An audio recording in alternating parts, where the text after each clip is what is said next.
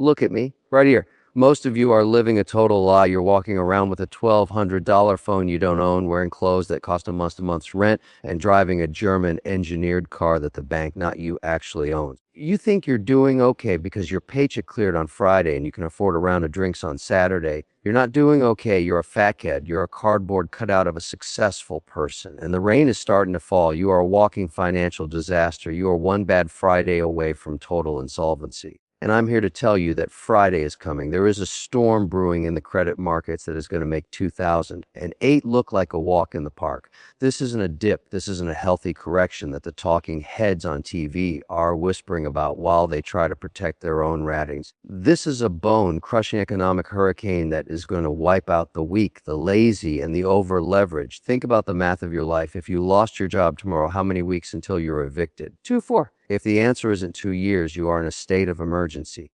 While you're worrying about your likes on Instagram or what's trending on TikTok, the smart money, the billionaires, the sovereign wealth funds, the institutional sharks are moving to the sidelines. They are sharpening their knives. They are sitting on mountains of dry powder, waiting for you to fail so they can buy your life, your home, and your future for pennies on the dollar. They aren't your friends. They are predators, and you are looking like lunch. But here's the wonderful truth. I love recessions. I salivate when the market bleeds. Why? Because the greatest fortunes in human history, the Rockefellers, the Carnegies, the Buffetts, money weren't made when things were easy. They weren't made when everyone was high on stimulus checks. They were forged in the fire of a collapse. Money doesn't just evaporate into thin air. It just changes hands. It moves from the hands of the terrified and the incompetent to the hands of the disciplined and the ruthless.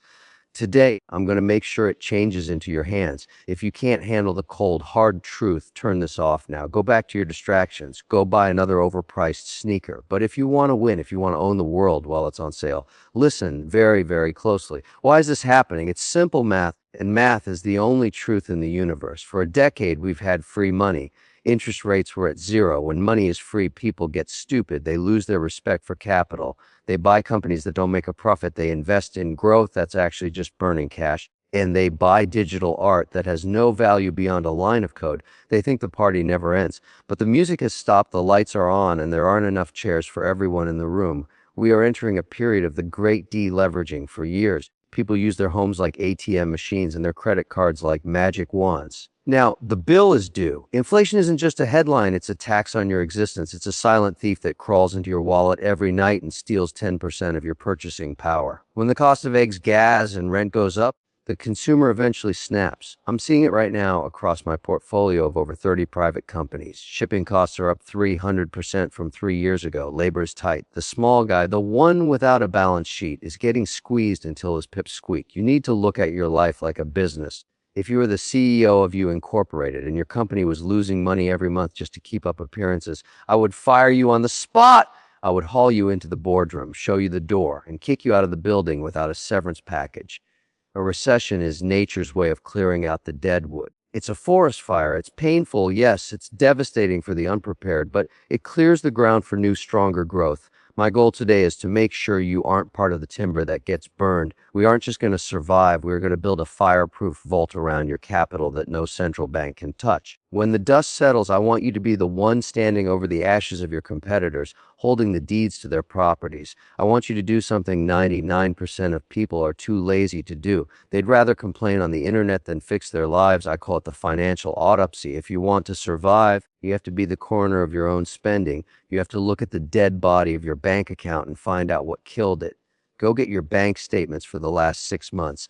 Don't look at the summaries, look at the line items. Every single transaction. Get a red highlighter. Every time you see a want instead of a need, highlight it. That $7 light. Red, that streaming service you watch once a month. Red, that premium gym membership you haven't used since your New Year's resolution failed on January 4th. Red, that designer water in a plastic bottle. Red from the tap! Yeah, I want you to find 20% of your spending and kill it. Stop the bleeding immediately. People say to me, Kevin, it's just $5 here and $10 there. What's the big deal?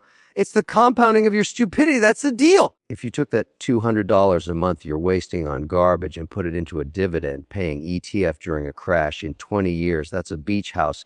You are literally burning your future for a mediocre burrito and a subscription to a magazine you don't read. You're trading your freedom for stuff that ends up in a landfill. Liquidity is your only shield. In a recession, the person with the most cash makes the rules. The person with the most debt follows them. If you have credit card debt at 20% interest, you are a slave to the bank. You are working for them, not yourself.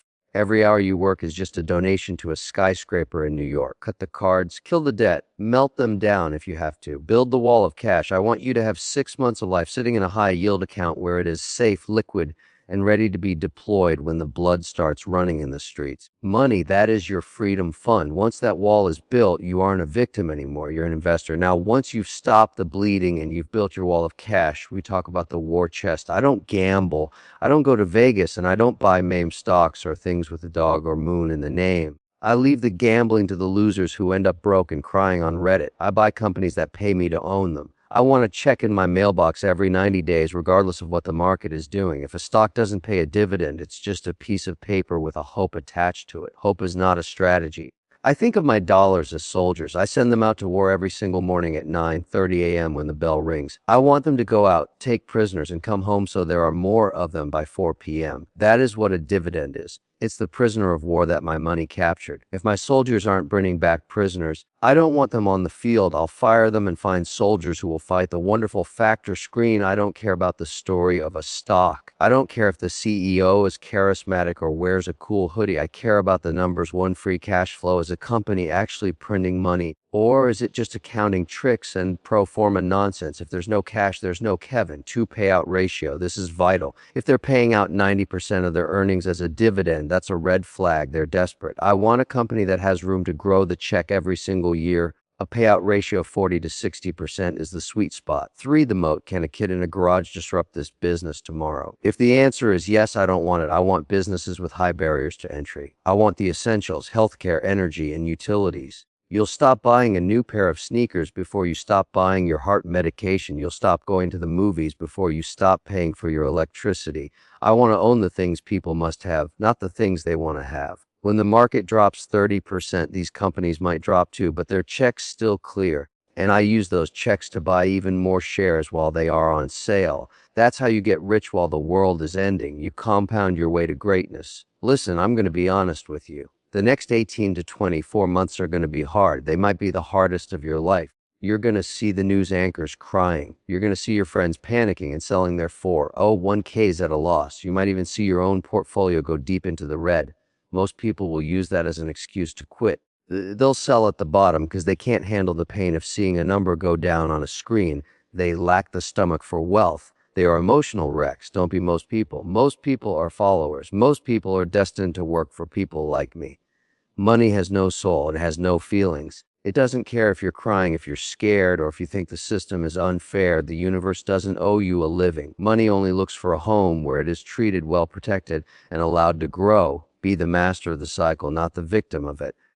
This is the moment where the winners are separated from the losers for the next generation. The wealth transfer that is coming is going to be historic. Take the hits. Stay disciplined. Kill your debt with a vengeance. Treat it like a parasite in your house. Build your cash like a fortress. And when the world is screaming in fear, when the headlines at their darkest and the experts say the end is near, that is when you strike. That is when you buy the assets that will pay for your retirement, your kids' college, and your legacy. You aren't buying stocks. You're buying freedom. You're buying the right to never have to say eyes to a boss ever again. I've given you the blueprint. I've given you the map. I've given you the cold, hard truth without the sugar coating. Now, the only question is, do you have the guts to follow it? Do you have the discipline to execute? Or are you just another nothing burger waiting to get eaten by the sharks? The choice is yours. Get out there, get to work, and get rich. Class dismissed.